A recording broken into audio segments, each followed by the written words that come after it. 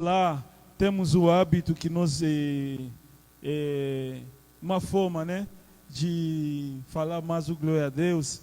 E quando eu dizer na sua casa todos gritam, vocês falam glória.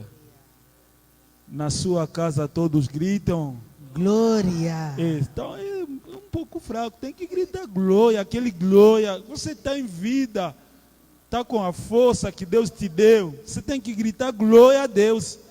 Na sua casa todos gritam glória. Na sua casa todos gritam glória, glória, glória. Amém. Vamos cantar junto com os irmãos, amém?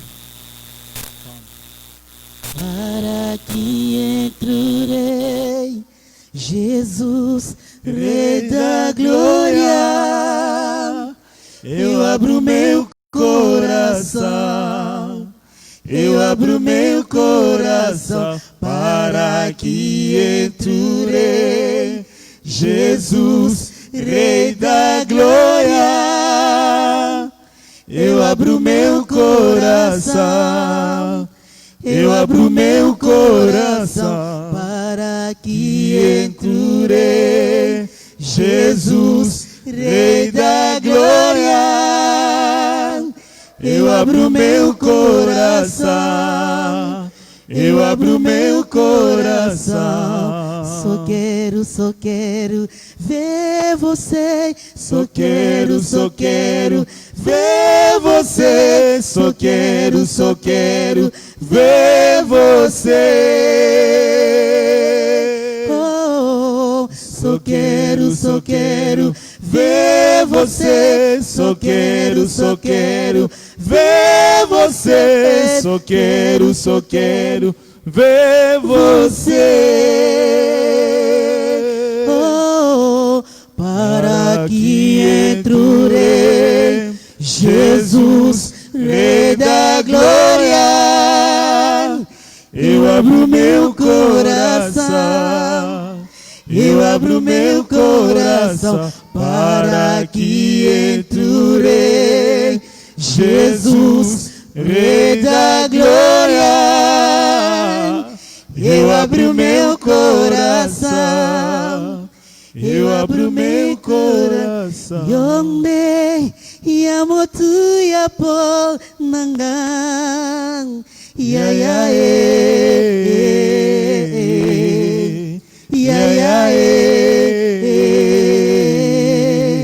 yamotu yapo nangang yonde yamotu yapo nangang ya ya ya ya. Aleluia. Senhor, tu és tudo para mim. Senhor, Senhor, tu és tudo para mim. Senhor, tu és tudo para mim. Senhor,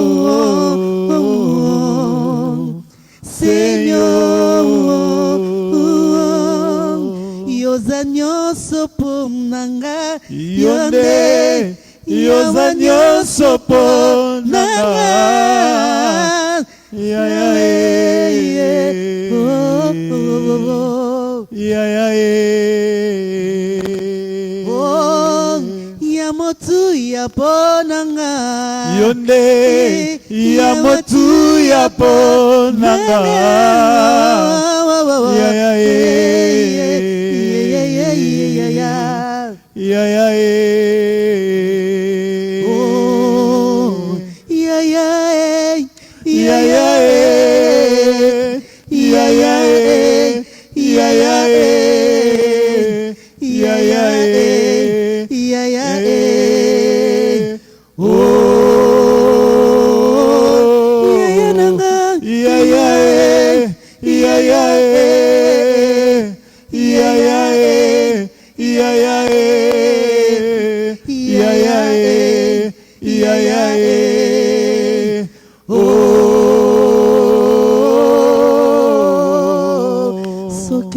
Só quero ver você. Só quero ver você. Só quero ver você.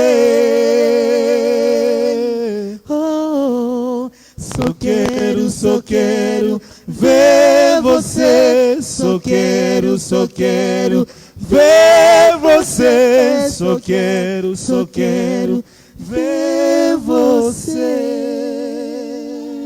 Aleluia. Glória a Deus. Agradeço pela Amém, oportunidade. aleluia.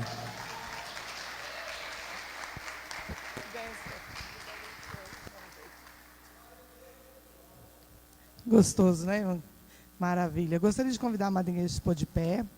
Nós vamos receber agora o nosso irmão William, que o Senhor preparou nessa noite para ser o ministro da palavra da noite, para o Senhor falar conosco aos nossos corações. Amém? Vamos receber o servo do Senhor com palmas para o Senhor. Louvado seja o nome do Senhor. Aleluia. E eu gostaria de chamar o irmão José da Mata. Amém, José da Mata? Vem fazer oração pelo servo do Senhor. Aleluia.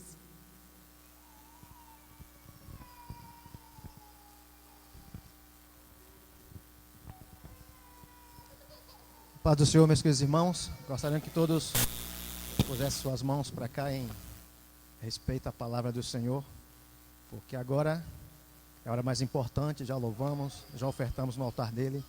Agora essa é a hora mais importante. Senhor, meu querido Deus, aqui está seu Filho, Pai, na sua gloriosa e poderosa presença. Mais uma vez queremos te agradecer por essa oportunidade que o Senhor nos deu de estarmos aqui, Pai. Obrigado, Senhor. Pai, usa seu vaso, Pai, da sua maneira, com palavra que não queremos ouvir, mas que precisamos ouvir, Pai querido, Pai amado. Que essa palavra, essa semente seja lançada em nossos corações, que saímos daqui, Pai, edificado, Pai, debaixo da tua palavra. É que nós agradecemos em nome do nosso Senhor Jesus. Amém.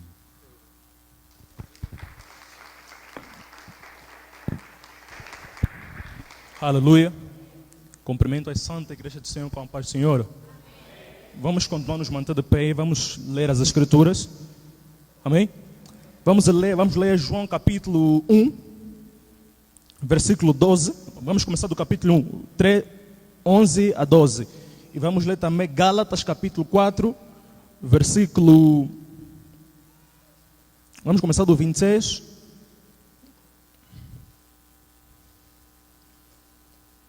Gálatas capítulo 4, vamos começar, do capítulo 1 até ao capítulo 4, amém? Assim diz a palavra do Senhor. Veio para que era seu, mas os seus não o receberam. Contudo, os que o receberam, os que creram em seu nome, deu-lhes o direito de se tornarem filhos de Deus, os quais não nasceram por descendência natural, nem pela vontade da carne, nem pela vontade algum homem, mas nasceram da vontade de Deus. Amém? Gálatas capítulo 4. Digo, porém, que entanto o herdeiro é menor de idade, em nada difere de um escravo, embora seja dono de tudo. No entanto, ele está sujeito a guardiões e administradores até o tempo determinado por seu pai. Assim também nós, quando éramos menores, estávamos escravizados aos princípios elementares do mundo. Mas quando chegou a plenitude de tempo, Deus enviou seu Filho, nascido de mulher, nascido debaixo da lei, a fim de redimir os que estavam sobre a lei, para que recebêssemos a adoção de filhos. Amém? Podemos tomar o nosso assento aplaudindo a Jesus. Aleluia!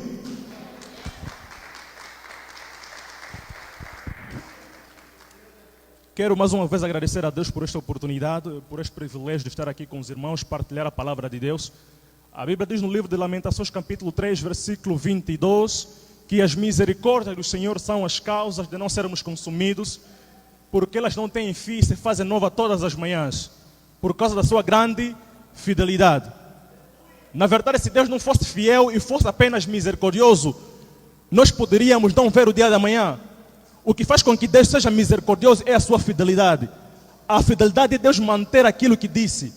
Por ser misericordioso, Ele mantém a sua palavra. Ele é misericordioso e por causa disso não somos consumidos. Mas Ele mantém a sua palavra. E por essa causa, todas as manhãs quando acordamos, a misericórdia de Deus se renova em nossas vidas. Amém? Quero falar nesta noite sobre o resultado da cruz de Jesus. Ou seja, vivendo os resultados da cruz de Jesus. Nessas passagens que eu acabei aqui por ler, enquanto vou ministrando, vamos fazer a menção de outras passagens que vão nos auxiliar aqui na nossa mensagem. Amém? Antes de falar dos resultados da cruz, eu gostaria de voltar no princípio da criação do mundo. Não se pode falar dos resultados sem mencionar a causa da cruz. A causa da cruz foi o pecado do homem. A Bíblia diz no livro de Gênesis, capítulo 1, que no princípio criou Deus os céus e a terra. A terra era sem forma e vazia. Havia trevas sobre a face da terra e o Espírito de Deus se movia sobre a face das águas. E disse Deus: haja luz. Primeiramente, antes de eu dar seguimento nisso, eu quero dizer que no princípio havia 3 seres que participaram na criação do mundo. No princípio criou Deus os céus e a terra. Fala de Deus. A Bíblia diz que a terra era sem forma e vazia. E disse Deus: haja a luz. No capítulo de João 1, a Bíblia diz que no princípio era o Verbo. O Verbo estava com Deus. E Deus era o Verbo. No livro de Gênesis 21, a Bíblia chama Jesus do Verbo de Deus. O que quer dizer que no princípio havia Deus e havia a palavra que é Jesus. O Verbo de Deus é Jesus. Mas também havia o Espírito Santo. A Bíblia diz que o Espírito pairava sobre a face das águas. Água tem a tipologia da palavra. O que quer dizer que antes de Deus dizer haja luz, de começar a criar todas as coisas, o Espírito estava separado da terra, que era sem forma e vazia, porque estava cheio de abismo. Mas o Espírito de Deus pairava sobre a face das águas. O que quer dizer que todos nós, antes de recebermos Jesus, éramos semelhantes à terra, sem forma e vazia. Até que o Espírito de Deus disse: haja luz. E houve luz nas nossas vidas. Jesus nos chama que nós somos a luz do mundo.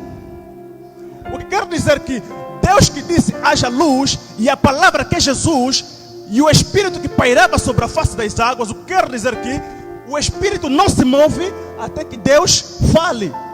O Espírito que pairava só entrou em manifestação quando Deus disse haja luz. Mas a palavra de Deus é Jesus. Ou seja, Deus, Jesus e o Espírito Santo trabalham em conformidade à palavra. Deus falou e Jesus fez, através do Espírito Santo que manifestou. A Bíblia diz que por meio dele, por meio de Cristo, por meio da palavra, tudo que existe foi feito. E sem ele, e sem a palavra, sem Jesus, nada do que foi feito poderia existir. O Espírito Santo que pairava sobre a face das águas. O que quer dizer que quando nós não recebemos a Jesus como Senhor e Salvador, somos como a terra que era sem forma e vazia. Até que Deus fale, haja luz nas nossas vidas, nós começamos a viver como os filhos de Deus. Mas existe uma coisa, que o Espírito Santo não pode pairar sobre a sua vida se não tiver santidade. Como é que nós nos purificamos? Através da palavra. Ou seja, quando a palavra te purifica, Espírito Santo que estava na água começa a pairar sobre a sua vida. No capítulo de Mateus, quando Jesus reuniu os discípulos, ele pegou uma toalha e começou a limpar os pés dos discípulos. Pedro disse: mestre, seria eu a te limpar os pés e não o mestre limpar os meus pés? Jesus respondeu: importa que a vontade de Deus seja feita, porque neste momento você não vai entender o que eu estou a fazer. Então Pedro respondeu: Senhor, se vais me limpar os pés, importa que me limpas todo o corpo, não me lavas só os pés, limpa-me completamente. Jesus disse para ele: quem está limpo já não precisa de tomar banho, apenas lavar os pés. O que Jesus queria dizer que vocês já estão limpos pela palavra que vos preguei. O que quer dizer que Jesus está falando aqui, a justificação acontece apenas uma vez, mas a santidade é um processo. O que quer dizer que todos aqueles que foram justificados por Cristo já não precisam ser justificados novamente, mas precisam manter a constância da santidade. Porque quando você anda, você pode não sujar o corpo, mas os teus pés sujam. Quando você anda na areia, o teu corpo pode não sujar, mas os teus pés sujam. O que Deus estava a falar aqui, o vosso corpo já está limpo por causa da justificação, mas você precisa manter a constância da santidade através da palavra. O que quer dizer que você precisa lavar constantemente os vossos pés por causa da poeira do mundo, por causa da impureza que é o pecado. Então, quando Deus disse haja luz e houve luz, a Bíblia diz que Deus separou a luz das trevas. Quando Deus fez luz, Deus viu que luz era bom e separou o bom das trevas que não é bom. O que quer dizer que quando recebemos a Cristo, nos tornamos luz que é bom. E automaticamente Deus nos separa das trevas. Deus não disse que as trevas eram boas. Quando criou luz, disse que a luz era boa. E viu Deus. Ele criou e apreciou aquilo que viu. E se Deus te olhar agora, será que Ele verá que está bom? Se Deus te apreciar, Ele verá que está bom? Se Deus tiver que olhar para ti, Ele verá que está bom, assim como disse, viu Deus que era bom. E Deus continuando, a Bíblia diz que Deus começou a criar todas as coisas. Depois da luz, Deus criou todas as coisas. Existem pessoas no mundo, eles querem organizar-se, querem viver uma vida feliz, querem viver uma vida completa, mas só que é impossível você viver uma vida completa enquanto a tua vida estiver num completo caos. Na escuridão ninguém consegue organizar, na escuridão ninguém consegue trabalhar, porque você está rodeado da escuridão. O que é que o mundo faz? O mundo quer organizar-se, o mundo quer viver feliz, quer ter plenitude da felicidade, sem que a luz habita nele. A luz é o entendimento. Quando você recebe o entendimento, você consegue colocar cada coisa no seu devido lugar. Deus não poderia criar todas as coisas antes da luz.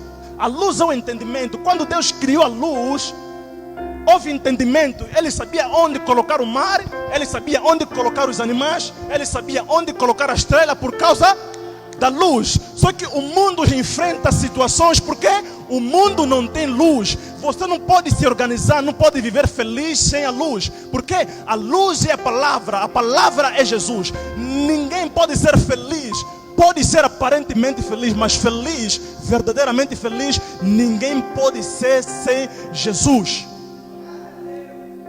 Nós podemos ver os indícios de suicídio de pessoas que são ricas, que aparentemente não faltam nada, mas estão a suicidar-se. Por quê? São extremamente pobres, mas são felizes. E você não consegue entender. Uns são muito ricos, matam-se, suicidam-se. Outros são muito pobres, segundo a velocidade de quem está a puxá-lo. O que quer dizer que existem pessoas que estão a viver, não porque estejam realmente vivos, mas porque estão sendo puxados por alguém. A Bíblia diz que o mundo jaz no maligno. E no capítulo 4 de Coríntios, a Bíblia diz que, entenda, o Deus deste século cegou o entendimento daqueles que não creem, para que não lhes resplandeça a luz do Evangelho de Cristo, que é a glória de Deus. O que quer dizer que quem não tem Jesus está a ser puxado pelo diabo. Ele não está a andar segundo a sua velocidade, nem segundo o funcionamento normal, mas está a ser guiado por alguém. O diabo está a puxá-lo. O que quer dizer que existem pessoas que estão supostamente vivos, mas não estão verdadeiramente vivos. Então, nós precisamos entender que não existe vida fora de Jesus. Voltando no Gênesis, Deus começou a criar todas as coisas. A Bíblia diz que Deus criou os animais. E algo que me chama a atenção em Gênesis é que quando Deus criou os animais, disse para eles, deu uma ordem: vocês precisam gerar frutos. Vocês precisam gerar frutos.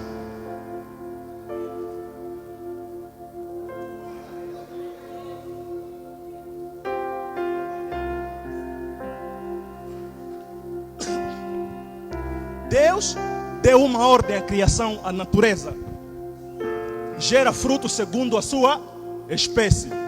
Quando criou o macaco, disse: gera fruto segundo a sua espécie. Quando criou a árvore, disse: você tem que gerar frutos segundo a tua espécie. Uma mangueira tem que gerar frutos segundo a sua espécie. Tudo que Deus criou, disse que dê frutos segundo a sua espécie. Mas agora, o interessante é que quando Deus criou a terra, Deus não criou árvores. Ele disse para a terra: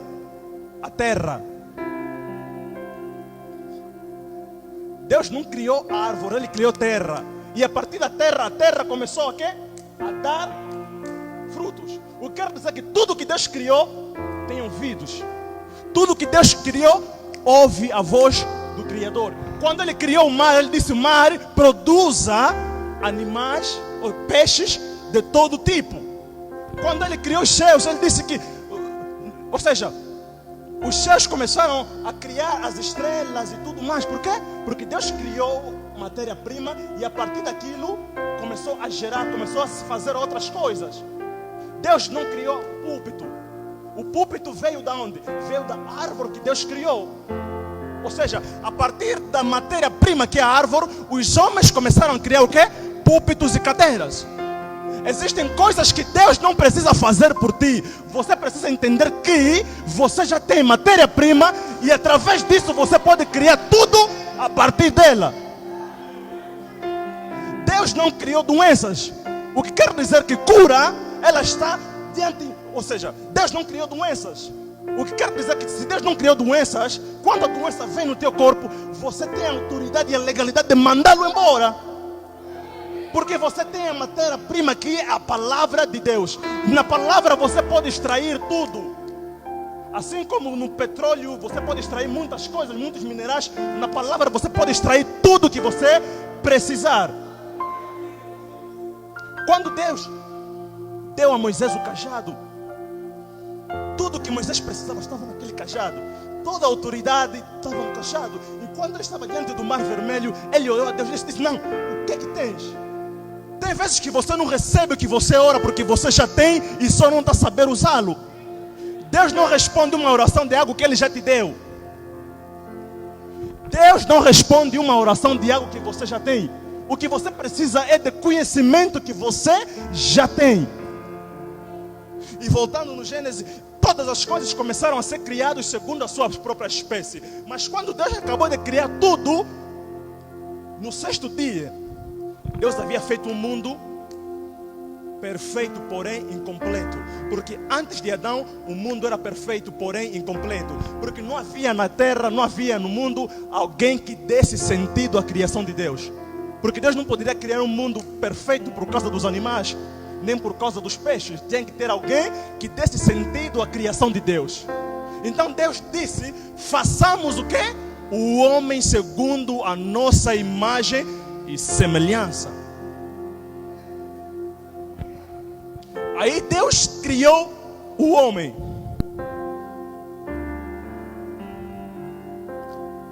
Se o macaco tinha que gerar frutos segundo a sua espécie, e o homem foi criado segundo a imagem e semelhança de Deus, quais são os frutos que o homem tem que dar? Segundo a espécie de quem?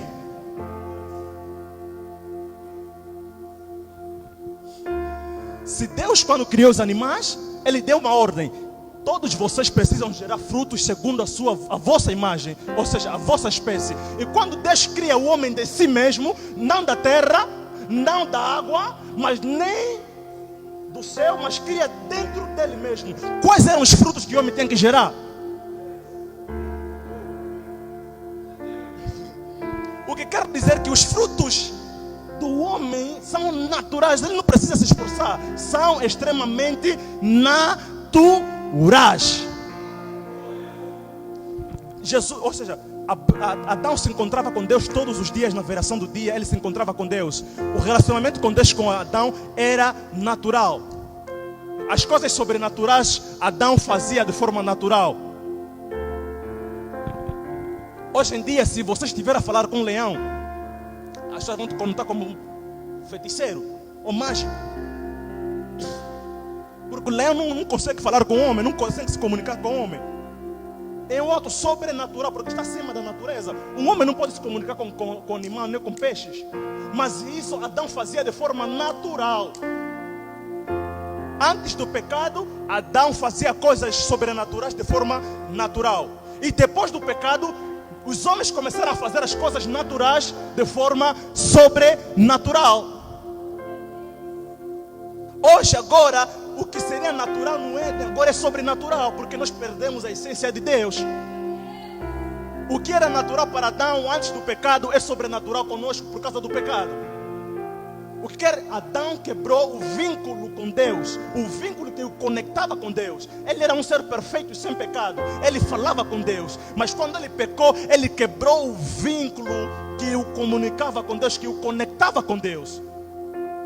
No capítulo 6, quando Deus disse: façamos o homem segundo a nossa imagem e semelhança, que tenha domínio, autoridade e sujeite a terra. Mas quando você vai prestar atenção que Deus só criou o homem no capítulo 2 de Gênesis, capítulo 2, versículo 6. Ou seja, o homem já existia antes de ser formado. A Bíblia diz que Deus pegou o barro e formou o homem. Mas o homem já existia antes de ser formado. O homem já tinha sido criado dentro de Deus antes dele ser formado do pó. E Deus, antes de formar o homem, Ele disse que tenha domínio, que sujeite a terra, que tenha autoridade. Antes do homem existir, Deus já havia proferido aquilo que ele tinha que fazer. Tinha que ter domínio, tinha que sujeitar a terra. Mas no capítulo 2, no versículo 6, Deus forma o homem, mas porém ele já existia em Deus. Ou seja, você não existe quando você nasce. Você não existe quando os teus pais decidem entrar num acordo com a esposa e ficam grávidas. Você não existe a partir daquele momento. Você existe muito antes do teu nascimento, muito antes da tua concepção. Deus disse a Jeremias: antes que te formasses no ventre da sua mãe, eu te conheci e te... Antes de você nascer, antes dos teus pais pensarem em te fazer, você já existia. O que quer dizer, o que Deus colocou dentro de você, Ele colocou muito antes de você ser criado, muito antes de você nascer. E aquilo que Deus colocou antes de você sequer nascer, o homem não tem poder de tirar aquilo que Deus colocou dentro de você. Porque mesmo antes de você existir, Deus já colocou. Nem você, nem o diabo, nenhuma pessoa tem o poder de tirar aquilo que Deus colocou em ti.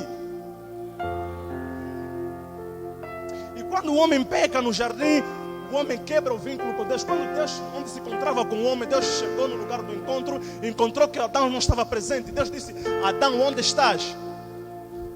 Mas para um Deus sobrenatural, para um Deus onisciente, onipresente, que sabe tudo, Ele não poderia ter feito essa pergunta, porque Ele sabia que o Adão tinha feito.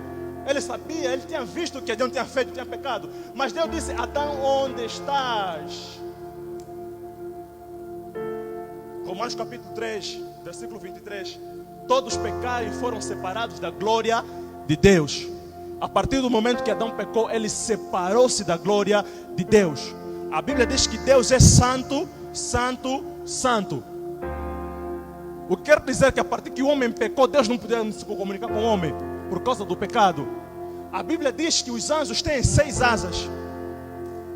Os anjos são santos.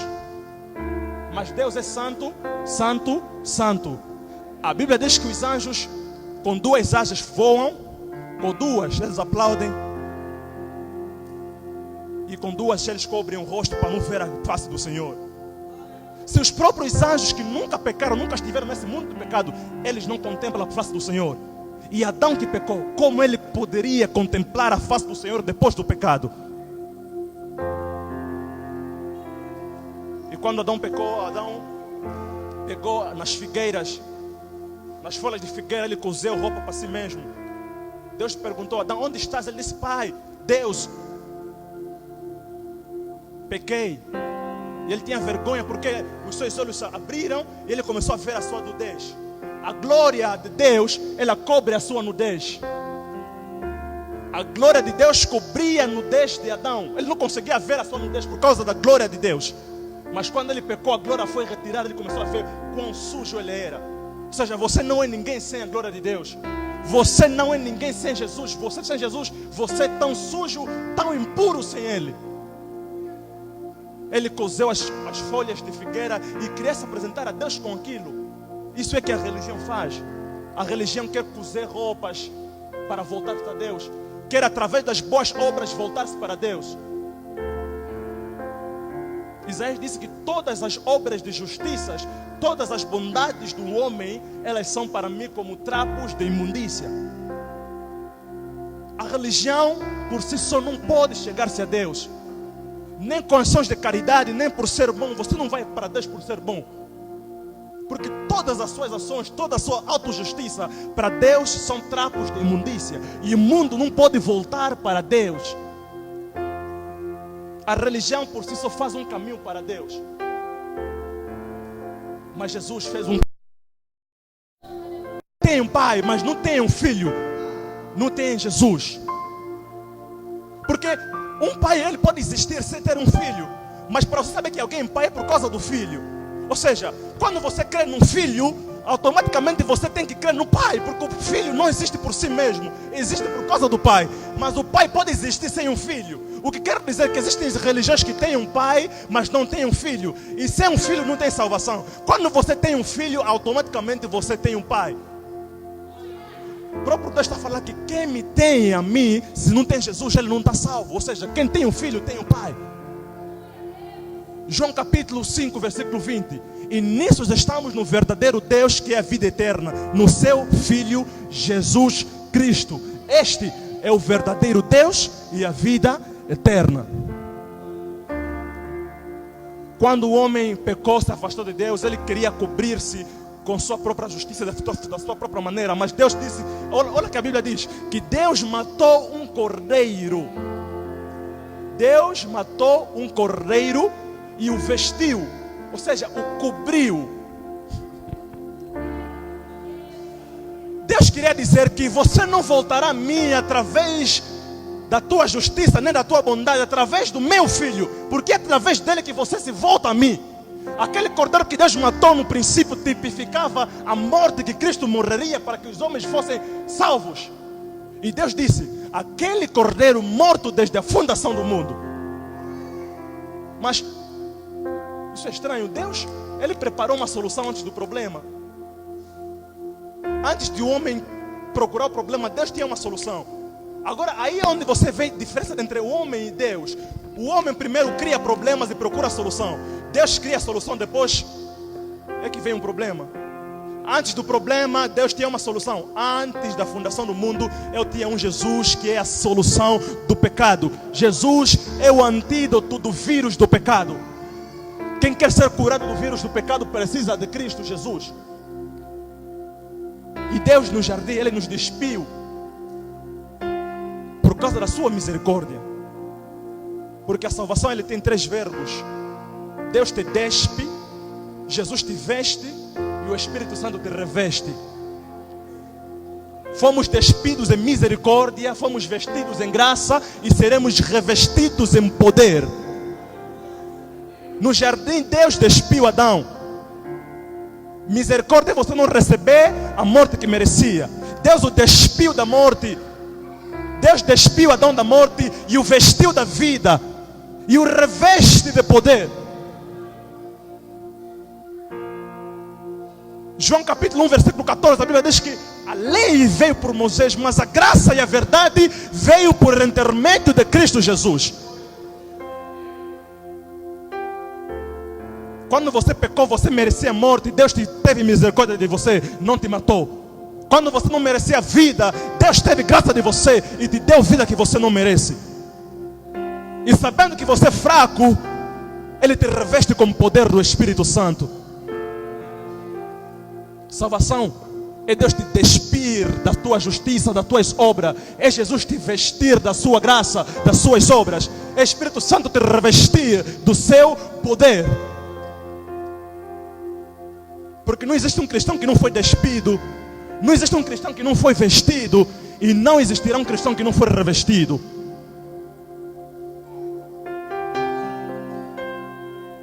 Sem se despir, você não pode ser cristão. Você vai ser religioso para a vida toda. Sem a graça te vestir, você não pode ser cristão.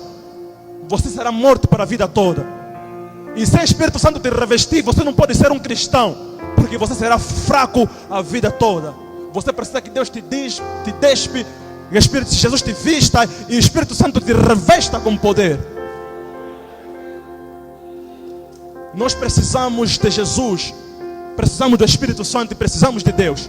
Esses três seres precisam estar nas nossas vidas, porque a salvação depende dos três. A Bíblia diz que Deus amou o mundo de tal maneira e deu o seu Filho unigênito, para que todo aquele que não crê nele não morra, mas tenha a vida eterna. O que é a salvação?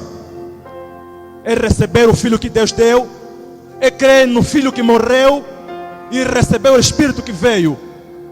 Deus nos deu Jesus, Jesus morreu por nós, o Espírito Santo também veio por nós. Nós precisamos de Deus que deu Jesus.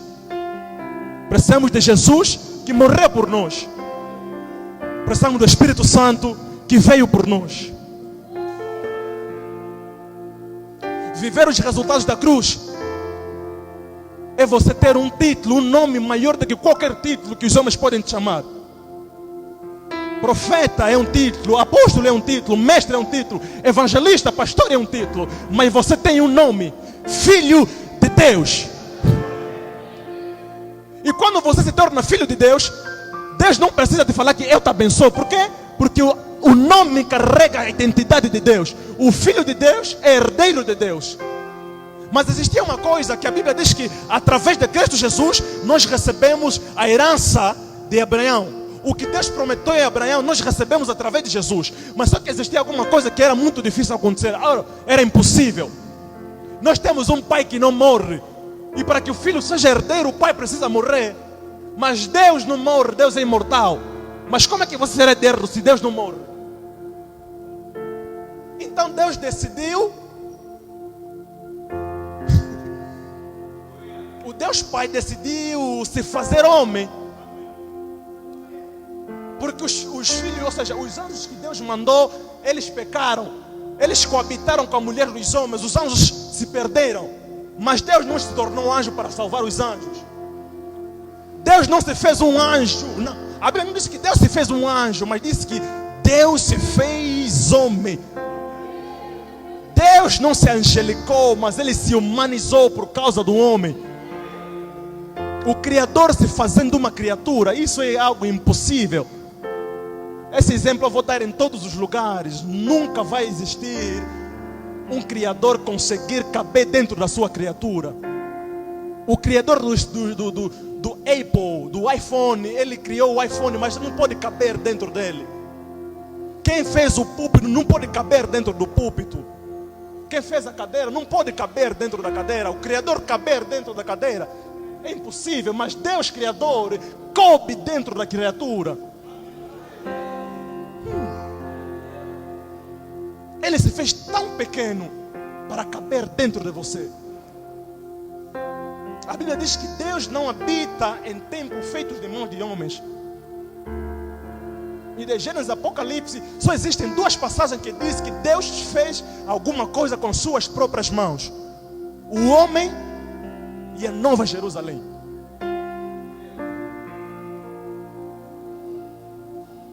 Quando Deus chamou Moisés, disse: Moisés, faça um tabernáculo. E através daquele tabernáculo o povo se reunia para cultuar a Deus. Mas só que Deus não habitava naquele tabernáculo. Deus visitava. Porque o tabernáculo foi feito pela mão dos homens. E Deus não pode habitar, ele visitava. Quando Salomão ergueu o templo, Deus visitava e Deus não habitava. Mas quando Jesus veio, Deus já não visitou o homem, começou a habitar dentro dele. Os profetas, eles tinham uma revelação muito reduzida em relação a nós. A Bíblia diz no livro de Hebreus capítulo 1 que antigamente ele nos falou através de profetas, mas nestes últimos dias nos falou através do seu próprio Filho. Aquilo que ele guardou e reservou para os profetas, para os mestres, ele revelou-nos através de Jesus. Não existe nada que Deus nos ocultou através de Cristo. Ele nos deu tudo, a plenitude de Deus está em Jesus Cristo. A Bíblia diz que ninguém jamais viu a Deus, mas o Filho de Deus unigênito, a este Deus se revelou a ele. Deus se ocultou nos homens, se resolveu no homem, mas ao homem que é Jesus, que se fez homem, ele revelou-se completamente. E a Bíblia diz que Jesus é a imagem exata de Deus. E se você quer saber como é que o homem deve ser, você tem que olhar para Jesus. Jesus é o homem como o homem deve ser. Se você quer olhar para Deus, Jesus é o Deus como Deus deve ser. Se quer saber como é que o homem tem que ser, você precisa olhar para Jesus, porque Jesus é o homem como o homem deve ser. Se quer saber quem é Deus, olhe para Jesus, porque Ele é o Deus como Deus é. A Bíblia diz que Ele é a imagem exata.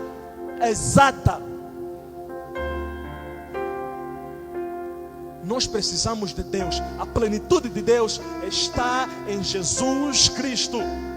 Antigamente a Bíblia diz que quando Deus deu a Moisés os 10 mandamentos, quando Moisés voltou, encontrou que o povo estava em pecados, e ele atirou as tábuas da lei no meio do povo, e naquele dia morreram mais de 3.000 homens. A manifestação da graça trouxe a morte de 3.000 homens. Atos capítulo 1. A manifestação do Espírito Santo trouxe a conversão de 3.000 homens. A lei te impede de viver, a lei te impede de viver, mas a graça te impede de morrer. A lei impediu aqueles que pecaram de não viver, mas a graça impediu esses que pecaram para não morrer. A graça não é algo que foi recebido sem um valor. As pessoas querem confundir a graça e viver uma vida devassa, uma vida de pecados. Mas a graça é você receber Jesus e você começar a viver a partir da vida que você recebeu. O que se prova que um homem vive na graça é que ele vive sem pecado, ele vive em santidade. A graça ela não aponta a ausência de preço, ela aponta para um preço pago. O preço que você não poderia pagar na lei, Ele pagou por ti, na graça, para que você viva. E os homens tentaram viver pela lei, não conseguiam. Por quê? Porque o homem estava debaixo da lei. O apóstolo Paulo disse que aquele que não conheceu o pecado, Deus o fez pecado. Deus não o fez pecador, Deus o fez pecado. Em Efésios capítulo 4, a Bíblia diz que através de um único homem veio a morte. Através de Adão veio a morte no mundo. Por quê? Porque Adão conheceu o pecado e Adão se tornou pecador. Mas agora, qual é a diferença entre Adão e Jesus? Adão se tornou pecado por conhecer o pecado. Se tornou pecador por conhecer o pecado. Mas Cristo se tornou pecado por não conhecer o pecado. O que quer dizer que o homem não poderia estar em conformidade com a lei. Por quê? A lei era santa e o homem era pecador. Era impossível o homem cumprir a lei. Por quê? Porque a lei estava acima do homem e o pecado também estava acima do homem. O homem era escravo do pecado. O pecado é que tornava o homem pecador. O que quer dizer que o homem era vítima do pecado. É como você querer obrigar uma árvore a dar, uma mangueira a dar laranja. É impossível. O pecador não pode operar a justiça, não pode operar a santidade, porque ela estava debaixo, estava escravizado. Mas Jesus, ele não lidou com o pecador. A lei, quando você adulterava, matava um pecador, mas o pecado ficava solto. Quando você roubava, matava um pecador e o pecado ficava solto. A lei lidava diretamente com o pecador. Ele pecou, mata ele, mas o pecado está solto. Ele adulterou, mata ele e o pecado está solto. Os homens, quando vêm te julgar, eles não julgam o pecado, eles julgam o pecador. Quando você julga o pecador, você mata o pecador e o pecado fica solto. Mas Cristo veio, não lidou com o pecador. O meu problema não é com você, é com o pecado, é o que te torna pecador. Então a Bíblia diz que ele se tornou pecado e aniquilou o pecado na carne, na sua carne aniquilou o pecado. O que quer dizer, a Bíblia, o apóstolo Paulo ainda diz que ele levou cativo o cativeiro. Aquilo que te colocava preso, Jesus aprisionou. É como alguém aprisionar a prisão. A prisão é que tornava homens presos. Mas Jesus, quando veio, pegou a prisão e os presos dentro. Ele disse: você que aprisiona, eu te coloco preso agora. Agora, os que estão presos, agora são livres, porque eu os libertei. Eu não vim lidar com o pecador, eu vim lidar com o pecado, é que te torna pecador. Ele aniquilou o pecado na sua carne, ele matou o pecado. Agora o pecador está livre. Mas em Jesus, você está livre quando você tem Jesus. título na tua vida do que você ser filho de Deus. Todas as bênçãos estão no nome, Filho de Deus. Você é filho de Deus, você é herdeiro, co-herdeiro. A Bíblia diz que nós somos co-herdeiros de Cristo Jesus. Por que a Bíblia nos fala que somos co-herdeiros? Porque antes de Jesus não havia filho de Deus no mundo. Tanto que quando Jesus se manifestou, quando começou a falar, a pregar, ele disse que eu sou filho de Deus. Os fariseus queriam apedrejar, porque não havia filho de Deus antes de Jesus. Abraão foi chamado amigo. Outros foram chamados homens segundo o meu coração, mas não filhos de Deus. Não existe dimensão mais grande, mais alta do que ser filho de Deus. E quem é esse Jesus para falar que eu sou filho de Deus? É blasfema. Porque não existia filho de Deus antes de Jesus. E Jesus morrendo, a Bíblia diz que Jesus é o unigênito. Deus amou o mundo de tal maneira e deu o seu filho unigênito. Unigênito quer dizer o único filho. Único filho. E apóstolo Paulo, ele disse que Jesus é o primogênito da criação. Ou seja, aquele que morreu unigênito ressuscitou primogênito. O que quer dizer? Ele morreu sendo o único filho, mas ressuscitou sendo o primeiro filho. Se ele é primeiro é porque tem outros filhos. A morte de Jesus, a morte do unigênito, nos tornou filho de Deus juntamente com ele. O que quer dizer?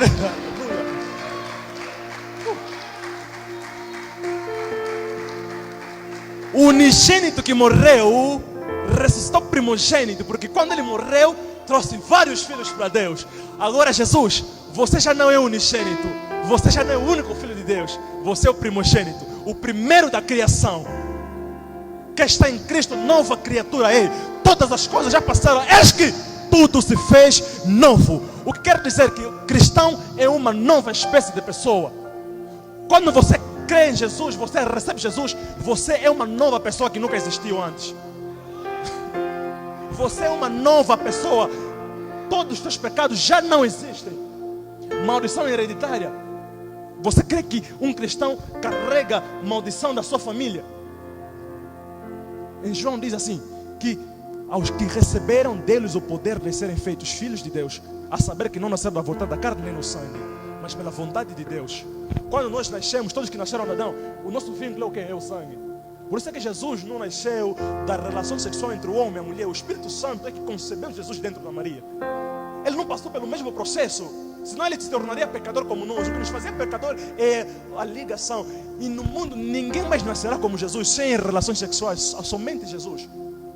O que quer dizer que a nossa família, a tua família, eles podem estar a viver um problema, uma doença que, olha, algumas pessoas dizem que existe uma doença na minha família, que todos têm. O meu pai tinha, o meu avô tinha, a minha tia tinha, eu também vou ter. Mas só que eu vou te falar uma coisa: quando você recebe Jesus, você sai da tua família, você entra na família de Deus. Agora entende, na família de Deus não tem maldição hereditária. O que quer dizer que se existe uma maldição hereditária na tua família, se existe uma doença na tua família que todos têm que ter, vai passar no teu pai, vai vir no teu irmão, vai passar na tua tia. Mas quando chegar em ti, você quando receber Jesus, ela para ali. A maldição morre ali. Ele não pode continuar. A maldição hereditária morre quando ele encontra um filho que não foi nascido segundo a vontade da carne nem do sangue, mas do Espírito de Deus. Na família de Deus não tem maldição hereditária. Não tem maldição hereditária na tua família. Se existe uma doença que na tua família está a viver, passou por todos, a tua mãe e os teus irmãos, tenha certeza que quando passar por ti, ela vai morrer. Aconteceu comigo. Na minha família, o meu pai tinha uma doença, ele foi operado com hérnia. A minha irmã foi operada. Os meus irmãos foram. Mas quando a doença decidiu vir a mim, ela se manifestou, a doença se manifestou em mim também. E a minha mãe disse assim: olha, vamos fazer, ela marcou com os meus tios, vamos preparar a cirurgia, falou com o doutor e tudo mais. E quando chegou, ela me disse: olha, no dia X você vai ser operado. Eu disse: não. Ela pensou que eu tinha medo de ser operado, de passar por uma cirurgia. Só que ela não sabia que quando a doença chegou até mim, ela morreu ali, não podia continuar, porque ela morreu ali. Aquela doença que afetou meu pai, as minhas irmãs, os meus irmãos, quando chegou até mim, ela morreu. Nenhum dos meus irmãos teve aquela doença, por quê? Ela morreu aqui. Aqui é o teu limite. Quando você chega aqui, você morre. Você precisa saber que você é filho de Deus. Na família de Deus não existe maldição hereditária, não existe doença, não existe bruxos. Não. O diabo não é maior do que você. A Bíblia diz que aquele que está em nós é maior do que aquele que está no mundo. O diabo, ele é um eterno derrotado. A doença pode se manifestar, mas permanecer depende de você. Você tem autoridade sobre todas as coisas, sobre o diabo, sobre as doenças. Você tem autoridade, porque Deus o colocou dentro de você. Eis que vos deu autoridade para pisar sobre escorpiões. Eis que vos dou autoridade. Você recebeu isso de Jesus. Não importa a situação, não importa as circunstâncias, a verdade sempre será maior do que a realidade. A realidade é criada pelas circunstâncias, pelas situações. Imagina num bairro onde todos os meninos de 1 a 14 anos se envolvem na droga, se envolvem na bebedeira, se envolvem na prostituição. É uma realidade do teu bairro, mas não é uma verdade. Eu quero dizer que você não pode viver segundo a realidade do teu bairro. Se você tem um filho de 14 anos, não quer dizer que ele tem que viver aquela vida, porque essa é a realidade, mas a verdade não é esta. A doença é uma realidade, a pobreza é uma realidade, mas a verdade é que nós somos filhos de Deus.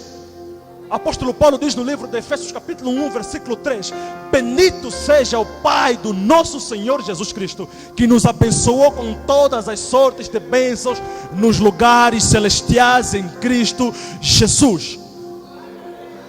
Todas quer dizer todas, não algumas, todas as bênçãos. Essa é a verdade, mas a realidade, você pode estar pobre, pode estar, não ser, você pode estar pobre, pode estar passando por dificuldades, pode estar passando por situações difíceis, pode estar enfrentando coisas difíceis. É uma realidade, mas a verdade é que você é filho de Deus. A realidade da terra nunca será uma verdade no céu. A realidade da terra nunca será verdade no céu. A terra vive de realidades, mas até o céu vive de verdades. Há uma verdade decretada no céu através do teu nome, a favor da tua família. Você precisa conhecer aquilo que Deus disse para ti. A grande questão é que nós faltamos conhecimento. A Bíblia diz que o povo se perde por falta de conhecimento. Você precisa saber, precisa entender aquilo que Deus fez, para que você comece a viver aquilo que Deus fez. Muita gente hoje não conhece Jesus. É falta de conhecimento. Quando você entender quem é Jesus, você não vai querer deixá-lo, porque você só abre mão daquilo que daquilo que você tem, quando você não sabe que existe alguma coisa melhor do que aquilo que você tem. As pessoas que estão felizes no pecado, estão felizes na prostituição, nas drogas, nos vícios, eles estão felizes, supostamente felizes, parece que estão bons, mas quando eles conhecerem quem é melhor, eles vão abrir mão do que é bom, que supostamente era bom, vão abraçar Cristo que é melhor.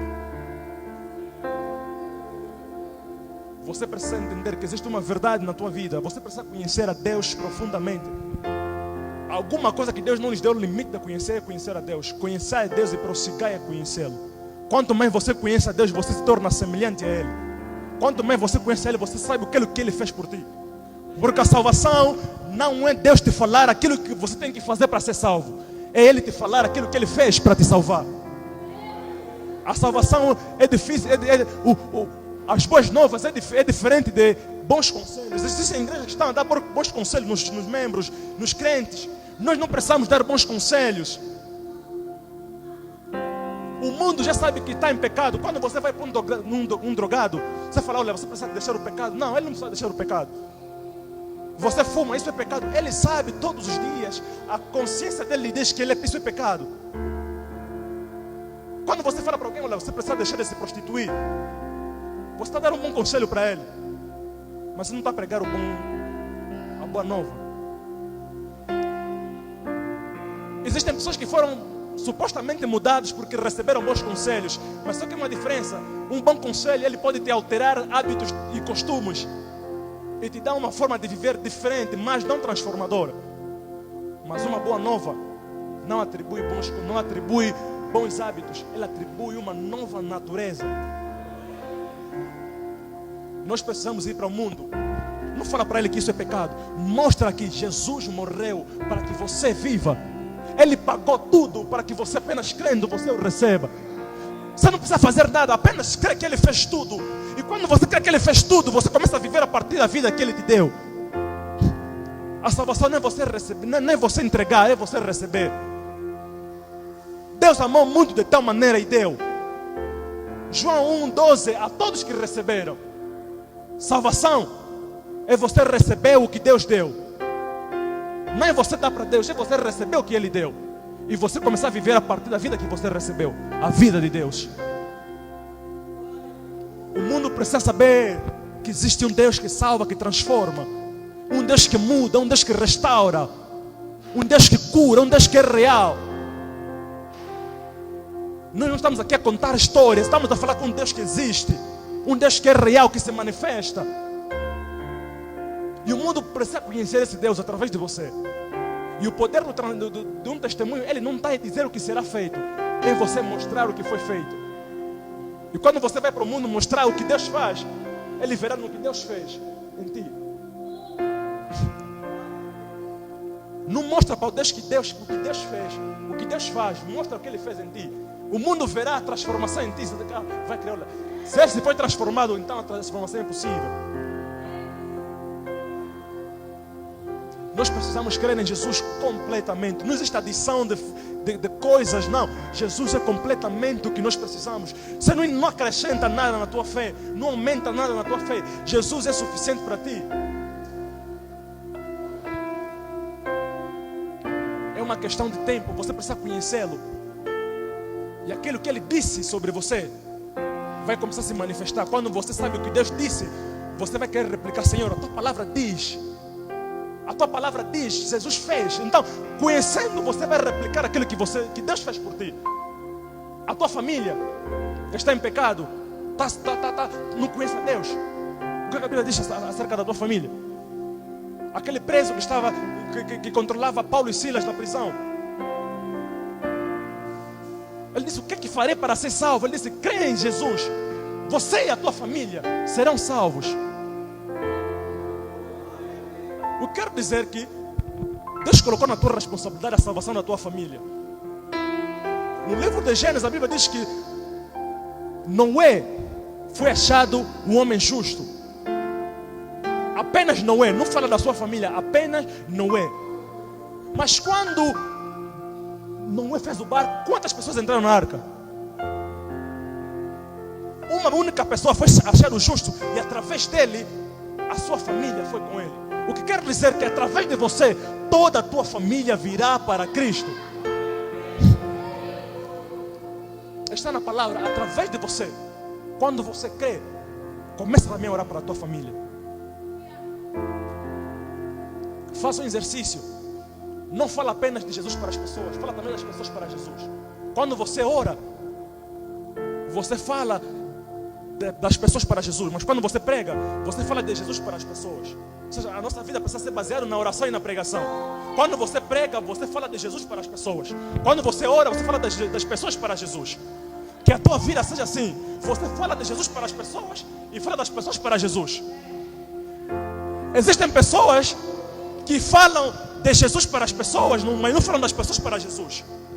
Outros falam de Jesus para as pessoas, mas não falam das pessoas para Jesus.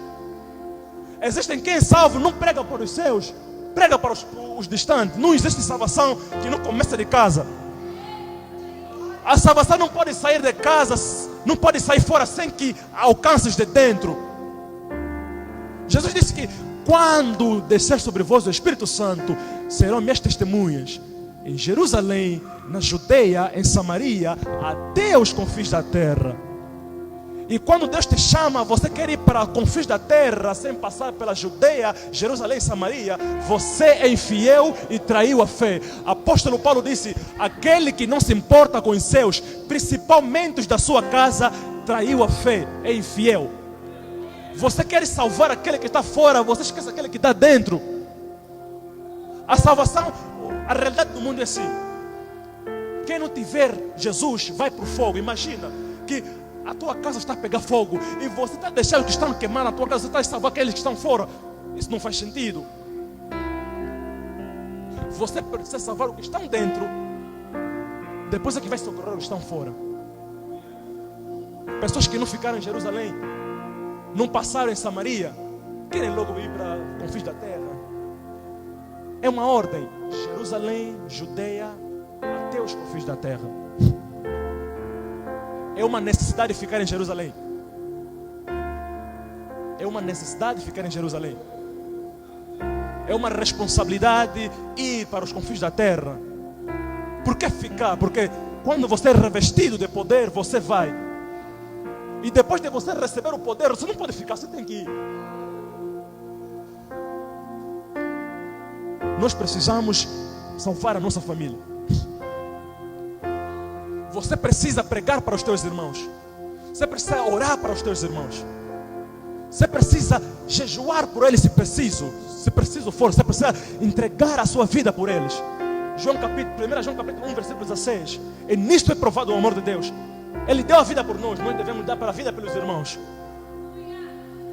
O apóstolo Paulo disse: eu sofro como mulher grávida, com dores de parto, até que Cristo seja formado em vocês. Ele compara a dor de ele orar pela salvação de alguém comparado com a dor de uma grávida. Você já imaginou a dor de parto? É isso, você precisa sentir dor pelos teus irmãos. Enquanto você não salvar os teus irmãos, você não pode descansar. Você precisa orar pela salvação deles. Você precisa pregar para eles. Não importa, ainda que forem 40 anos, ainda que forem 50 anos, Deus é fiel. Não existe nenhuma oração que não foi respondida por Deus. Não existe nenhuma oração que Deus deixou de responder. Se você se aplica na oração a favor dos teus, ainda no último dia das suas vidas, Deus vai lhes salvar. Não tenha medo de perder os seus entes queridos para a morte, mas tenha perdê-los para a morte sem Jesus. E eu tenho dito que a grande questão da morte não é quando morremos, nem como morremos. Ninguém no mundo consegue escolher como morrer, nem quando morrer. Ninguém sabe o dia, nem como. Mas nós podemos escolher com quem morrer. A questão da morte não é quando morrer, nem como morrer. Já que você não pode escolher como morrer, nem quando morrer, ao menos escolhe com quem morrer. Deus, eu quero morrer de doença, de dor de cabeça já. Deus, eu quero morrer no dia 25 de dezembro. Senhor, eu quero morrer no dia 14 de julho. Deus, eu quero morrer acidentado, quero morrer com tiro. Você não pode escolher como morrer, nem quando, mas pode escolher com quem morrer. A Bíblia diz que os discípulos ficavam felizes quando sofriam por Cristo. Estevão, morrendo, estava a glorificar a Deus. Os céus se abriram, ele começou a orar por aqueles que nos matavam. Ele disse: calma, eu estou a morrer com pedras, estão a me apedrejar, mas estou a morrer com Cristo. Aleluia. Porque ninguém vive mais do que quando morre em Cristo, porque encontra a vida eterna. E ninguém vive menos quando morre em Cristo, sem Cristo. Ele encontra a morte eterna. Paulo disse: eu tenho vontade de morrer, estar com Cristo, que é muito melhor. Tem pessoas preferindo a morte do que a vida. É porque eles sabem que se eu morrer, eu vou viver melhor do que a vida que tenho agora. Isso é um nível de fé. Quando você tem um relacionamento profundo com Deus, Deus te cuida tanto que você não quer ficar mais na terra, quer ir diretamente com Ele. Mas a grande questão é que os homens não querem morrer. Todos nós cremos que, e sabemos que os céus é melhor do que a terra, mas os homens ainda assim não querem morrer. Faz sentido isso? A Bíblia diz que no céu não haverá choro, não haverá fome, não haverá sede, não haverá morte, não haverá nada. Mas os homens não querem morrer. Você não quer ir para um lugar que é melhor? Não quer morrer por quê? Se a morte é a única passagem para a vida, Ninguém encontra Jesus eternamente se não morrer com Ele temporariamente. A morte é você transitar. A morte não é destino de ninguém, é um caminho. Para encontrar Jesus, você precisa morrer. Só existem duas coisas que vão acontecer. Se Jesus não vir antes, nós vamos. Ele voltará, eis que vem com as nuvens, e todo olho me verá, até aqueles que os transpassaram. Mas enquanto Ele não vir, nós podemos ir. Ele é o caminho, a verdade e a vida. Não existe nada melhor do que ser salvo. Não existe nada melhor, nada mais bom. Existe algo melhor que a salvação do Salvador. Nós precisamos de Cristo Jesus. Vivendo uma vida onde Deus é o centro, onde Deus é o princípio, onde Ele é o fim. A Bíblia diz que Jesus é o alfa e o ômega, o princípio e o fim. A vida do cristão, ele tem que ter Jesus em frente para mostrar o caminho, e ter Jesus atrás para dirigir no caminho. Quando você perde, quem te chama para a salvação é aquele que está atrás de ti. E quando você está avançado, quem te chama para avançar é aquele que está à frente de ti. E Jesus se fez primeiro para que ninguém se sinta primeiro. Ele se fez o último para que ninguém sinta-se mal por ser o último. Não existe cristão que está o último dos outros. Ainda que aquele que foi salvo no último dia da vida dele, ele não é o último. O último é Jesus. Ninguém, não, eu sou o primeiro cristão que se converteu no mundo. Não existe. Ele é o primeiro. Também está no princípio para mostrar o caminho. Está atrás para dirigir o caminho. E você está no meio. De tal maneira que não tem como se perder. Ele está no princípio para te dirigir no caminho. Está atrás para manter-te no caminho. Quando você se desvia, Ele atrás te chama. Olha, vai para o caminho. Quando você está parado no meio, Ele à frente te chama. Vem. Ele é o princípio e o fim. O alfa e o ômega. O autor e consumador da fé. Ele é que começa a nossa fé. E também nele que terá fim a fé. A fé terá fim. Quando Jesus vir, não haverá atualidade da fé. Porque o que a fé faz? É trazer, ou seja, a fé faz uma ponte entre o homem e Deus. Em Hebreus capítulo 11 diz que é impossível agradar a Deus sem fé. Importa que aqueles que nele creem, acreditam que Ele existe, porque Ele galardoa aqueles que o buscam. Sem Cristo é impossível, ou seja, sem fé é impossível agradar a Deus. Não é difícil, é impossível. E nós temos a fé, Ele vem preencher a ausência da presença. A fé é preencher a ausência da presença.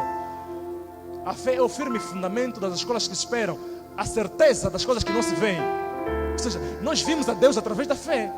A fé, ela vem substituir a presença. Enquanto nós não vimos, nós cremos nele através da fé. E sem fé você não pode ver Deus.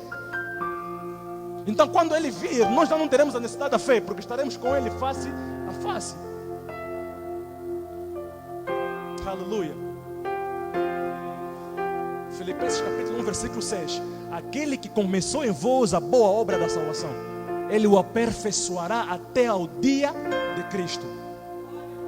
Essa obra, tudo que Ele começou, até que Ele se manifestar, tudo terá fim. Viveremos eternamente com Ele.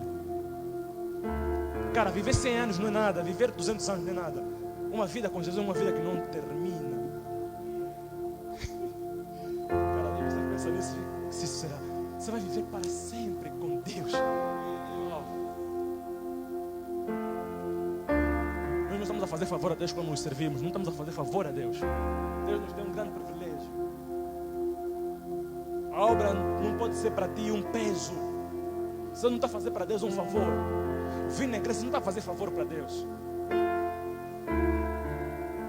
Você não está a fazer favor para Deus. Deus te deu um grande privilégio. Viver eternamente com Ele.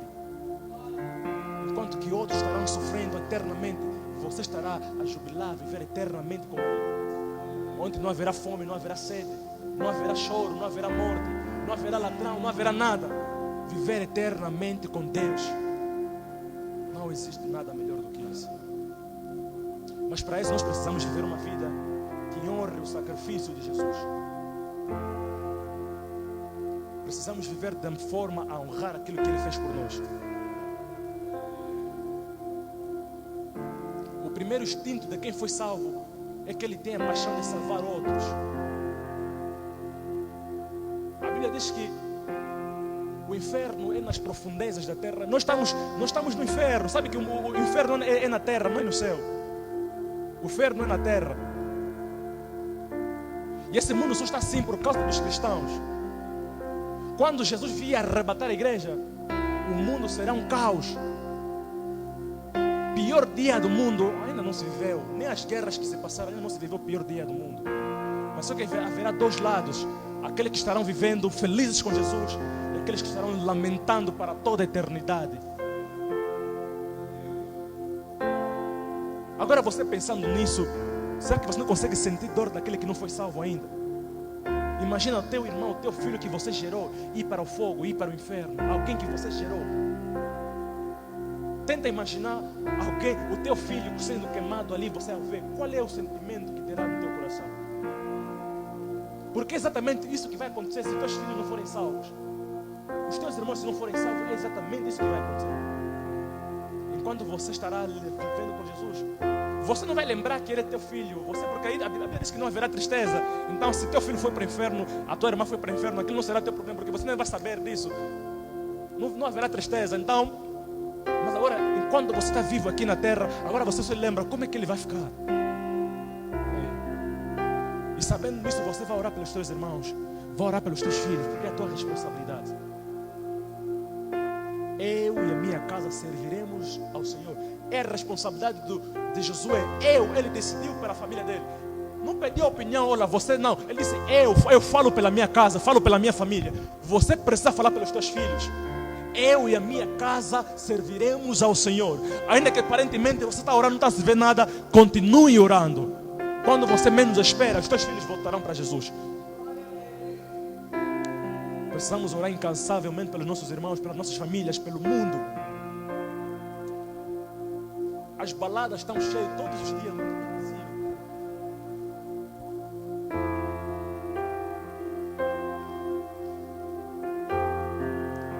Se os olhos do mundo se abrissem para Jesus, eles pudessem contemplar.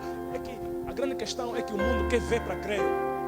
Todo mundo vai crer que Deus é Deus quando o fim acontecer. Meu Deus, por que não crê? Você queria ver. Agora já que você viu, não podes crer. O fim é real. O fim do mundo é real. Haverá um fim do mundo. Os homens têm cabeças vazias porque não querem Jesus. Não estão a ver o perigo que você corre no mundo. Sem Jesus você está a correr perigo de vida.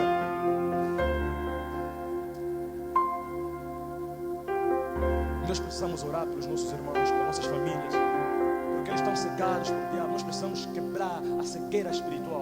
Precisamos orar por eles. Deus, abra o entendimento deles, abra a mente deles para que entendam a luz do Evangelho, para que creiam em Ti, através da palavra, através da oração. Precisamos estar disponíveis para orar por eles. Aleluia. Vamos colocar em pé em nome de Jesus.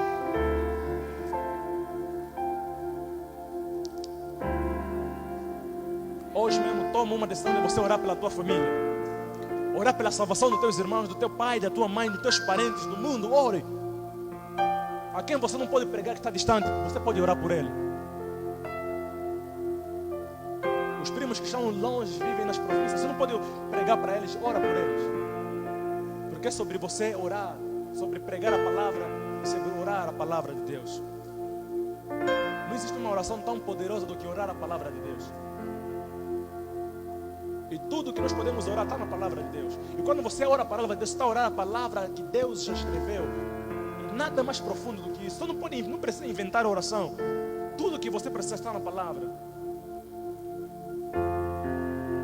Se alguém tem um parente doente, coloca a mão. Alimentado ao tempo, não está alimentado ao espaço físico. É um Deus que pode curar, pode transformar. Aleluia.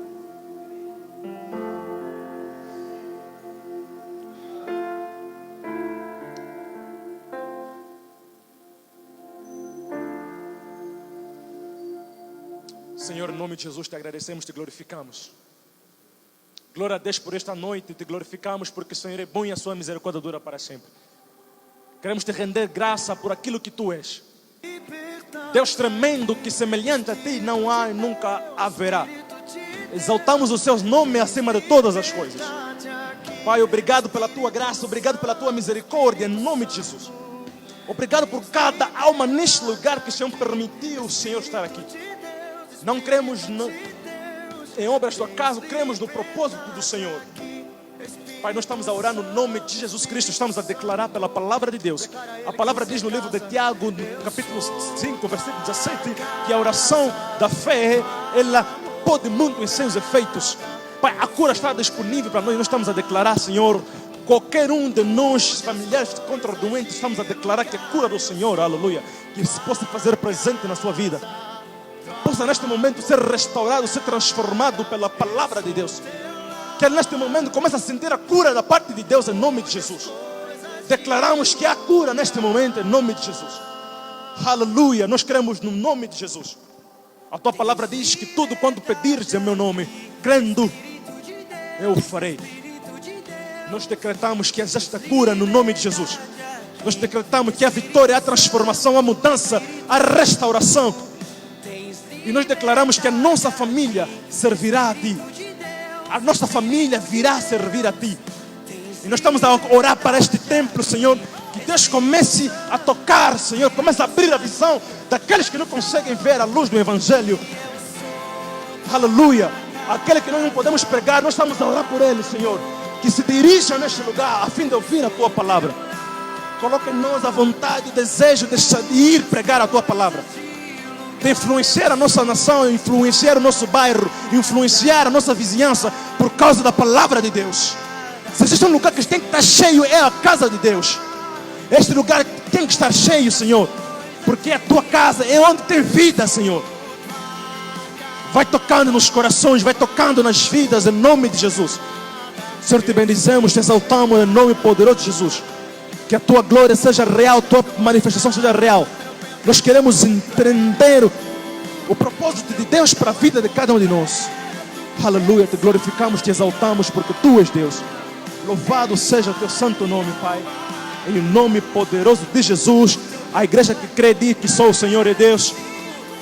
Só o Senhor é Deus. Glória a Deus. Aleluia. Com mais alegria para o Senhor, igreja.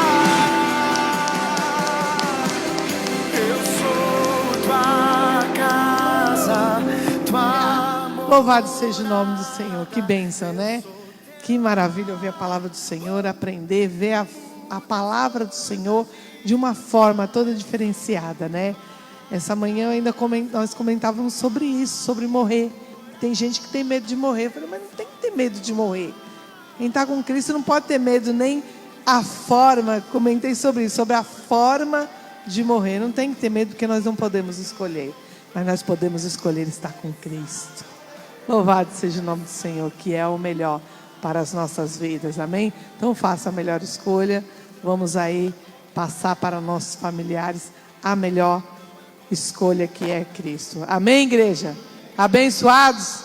Glória a Deus, louvado seja o nome do Senhor. Quero agradecer imensamente a família, o pastor, seu esposo, o irmão que veio nessa noite para assim cultuar e agradecer o nome do Senhor, de nós estarmos neste lugar porque o Senhor tem nos sustentado. Obrigado, varão, que Deus abençoe sua vida, amém? Abençoado, igreja. Parar. Falhou. Parar e recuar. Avançar. Que o amor de Deus, a consolação do Espírito Santo de Deus esteja sobre a vida de cada um nessa noite. E assim nós encerramos com a paz do Senhor. Abraço, seu irmão, amém?